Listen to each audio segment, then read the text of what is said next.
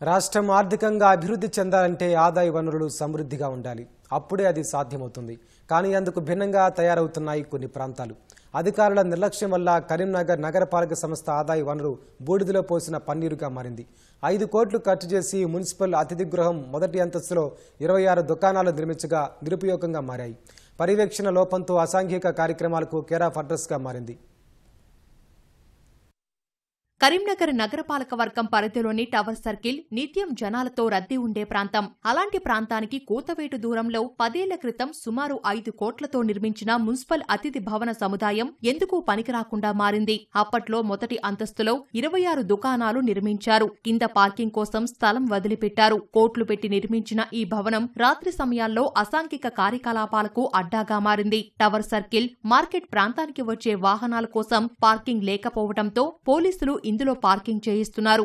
ఓసారి ఆ భవనం అద్దెకివ్వడానికి ప్రకటన జారీ చేయడంతో ఔత్సాహికులు ఆసక్తి చూపారు. కానీ అద్దె ఖరారులో సమస్యలు తలెత్తడంతో వెనక్కి తగ్గారు. అప్పట్నుంచి అధికారులు ఆ వైపు కన్నెత్తి చూడటం లేదు. నిత్యం రద్దీగా ఉండే వాణిజ్య ప్రాంతంలో దుకాణాలు ఖాళీగా ఉంటున్నాయని నగరవాసులు అసహనం వ్యక్తం చేస్తున్నారు.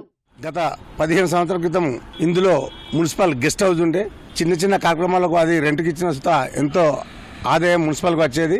అటువంటి దాన్ని మధ్యలో ఏదో డెవలప్ చేస్తా అని చెప్పని గత 10 సంవత్సరాల క్రితం పాలకవర్గం అయినటువంటి కాంగ్రెస్ ప్రభుత్వంలోనే దీన్ని కూలగొట్టిండ్రు. కూలగొట్టి ఇప్పటి వరకు ఏదో సిడిఎఫ్ ఫండ్స్ అని ఆ ఫండ్స్ అని జనరల్ ఫండ్స్ అని చెప్పని ఒక కాంప్లెక్స్ కట్టి దీన్ని అసాంఘిక కార్యక్రమాలకు అడ్డగా మార్చారు తప్ప దీంతో ఎటువంటి ఉపయోగం లేదు. దీంతో మల్టీ పర్పస్ ఒకవేళ పార్కింగ్ చేయగలిగితే మున్సిపల్కి ఎంతో ఆదాయంగా ఉంటుంది. దీన్ని వెంటనే ప్రత్యేక శ్రద్ధ తీసుకొని ప్రభుత్వానికి మరియు నగరపాలక సంస్థకు ఆదాయం పెంచేందుకు అధికారులు ఈ ప్రభుత్వం ముందడుగు వేయాలని చెప్పని కోరుతా ఉన్నాం.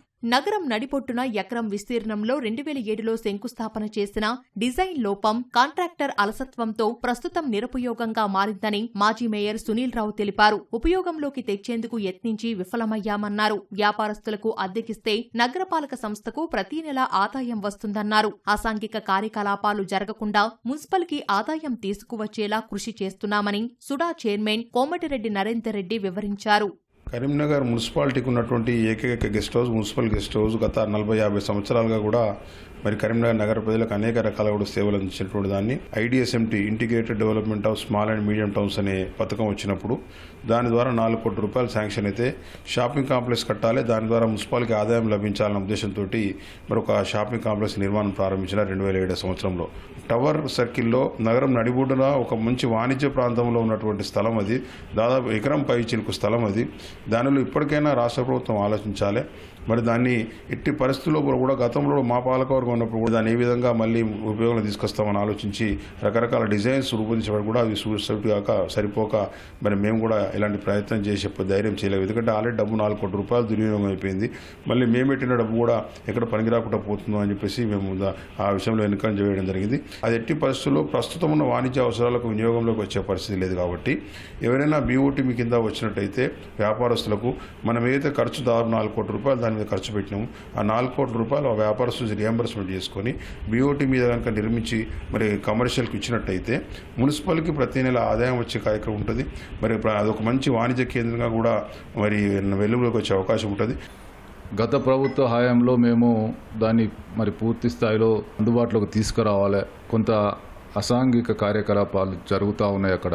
దాని మీద పూర్తి పర్యవేక్షణ లేదు. అదేవిధంగా దానికి సంబంధించినటువంటి రెవెన్యూ నష్టపోతా ఉన్నాం అని చెప్పి మేము గతంలో మరి ధర్నాలు చేయడం కూడా జరిగింది. మరి ప్రభుత్వం వచ్చిన తర్వాత దాని మీద మేము గత కొద్ది రోజులుగా దాన్ని ఎట్లానే చేసి మరి వినియోగంలోకి తీసుకొచ్చి అదేవిధంగా రెవెన్యూ జనరేట్ చేస్తూ అది పూర్తి స్థాయిలో ఆ ప్రాంతానికి సంబంధించినటువంటి కింది భాగం ఏదైతుందో అది పార్కింగ్ పెయిడ్ పార్కింగ్ తీసుకొచ్చి దానికి మరి పూర్తి వసతులు కల్పించాలా.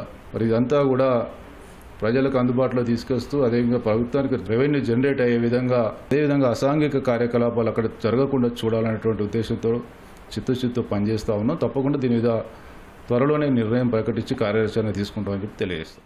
గత ప్రభుత్వ హయాంలో భవనాన్ని కూల్చి ఆ స్థలాన్ని లీజుకు ఇవ్వాలని భావించినా రాష్ట్ర స్థాయి అధికారుల నుంచి అనుమతి లభించలేదని స్థానికులు చెబుతున్నారు. ఇటీవలే జిల్లా కలెక్టర్, ప్రత్యేక అధికారి పమేలా సత్పతి, కమిషనర్ చాహత్ బాజ్పాయ్ ప్రాంగణాన్ని పరిశీలించి వినియోగంలోకి తీసుకురావాలనే లక్ష్యంతో ఉన్నట్లు తెలుస్తోంది.